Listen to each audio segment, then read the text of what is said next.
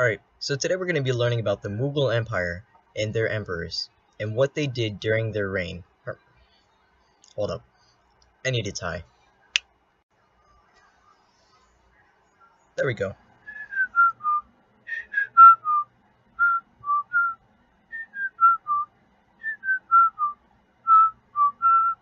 Alright, let's start off with the first emperor of the Mughal Empire, Babur, who was a military adventurer and a descendant of the great Genghis Khan and Timur.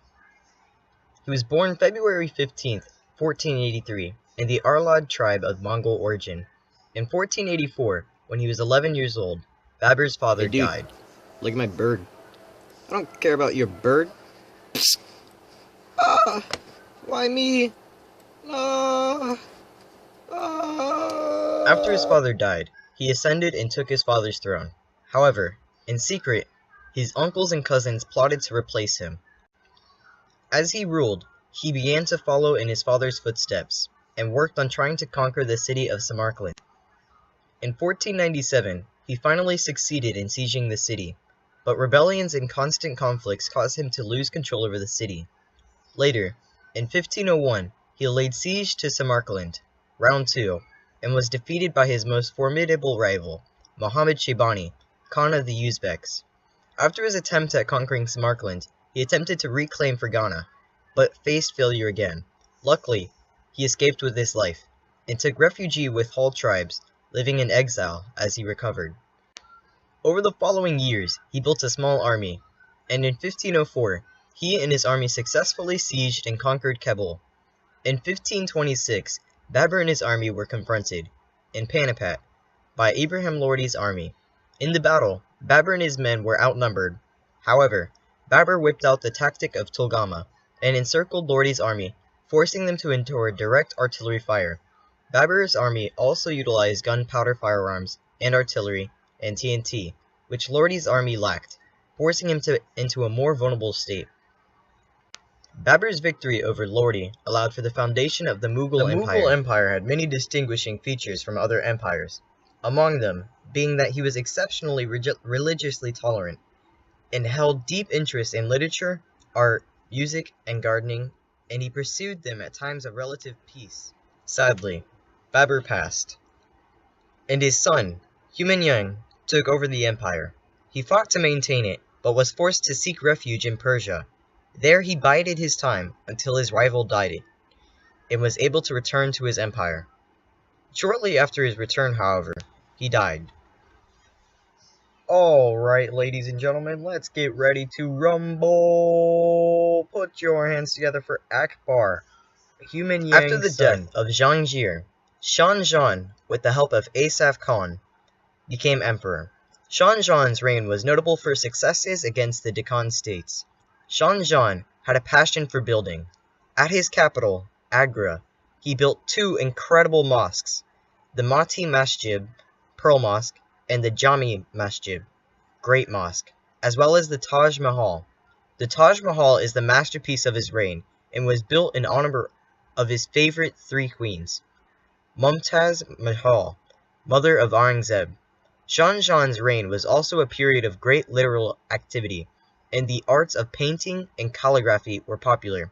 His court was magnificent and filled with splendor, and his collection of jewels was probably one of the most magnificent in the world.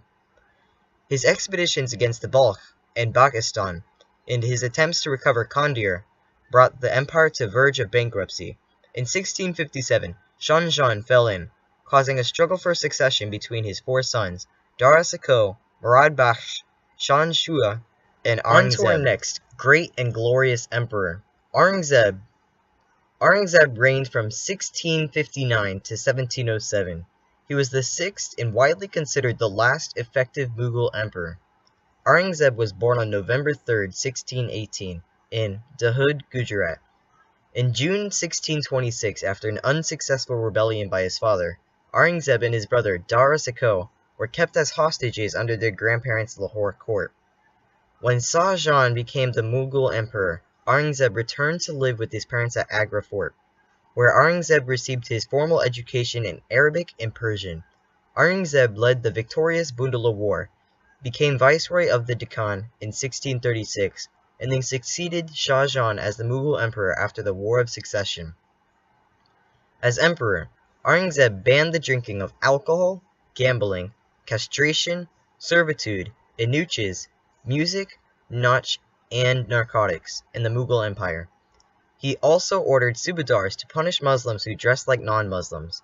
The executions of people who resented his rule bear testimony to Aurangzeb's religious intolerance. Sarmad was beheaded on multiple accounts of heresy because he objected to Aurangzeb's forced conversions. Aurangzeb would personally had Hindus pay more taxes, would destroy Hindu temples, and removed Hindus from administration. He wanted everything to be Islamic. Aurangzeb also executed his own brother, whom he believed strongly influenced by Hinduism.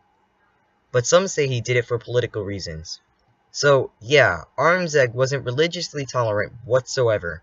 During his reign, the Mughal Empire was in constant warfare, but they managed to expand the empire considerably, conquering Adil Shahis of Bajapur to Gonkalada, which led to more available resources and growth in economy.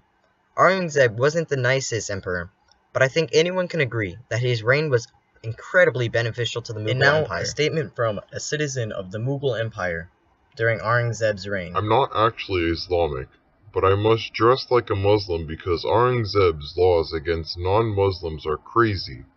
He has destroyed our temples and beheaded many people who spoke out against him, as I am now. It's time for the open letter.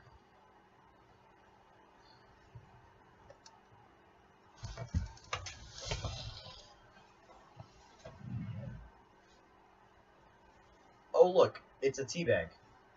Mughal India played a central role in the structure of Asian trade. India experienced a huge growth in trade and commerce during the Mughal rule, but perhaps what was more impressive was the empire's ability to put a wide array of goods on the market. These goods included rice, sugar, oil, cotton, indigo, tea bags, and other raw materials. But the most important of the trade goods being textiles. The Mughals' ability to manufacture these textiles in large quantities and put them on the market in such a competitive manner made it an industrial hub in the region. There was a large body consumers willing and able to buy above the line if necessary in the market. Inland trade and overseas trade flourished, and land and river transport systems were developed in order to carry inland trade to different provinces, and roads were constructed, extended, and enlarged. Towns were thickly populated, and the dense populations led to markets to be open to more to meet daily necessities.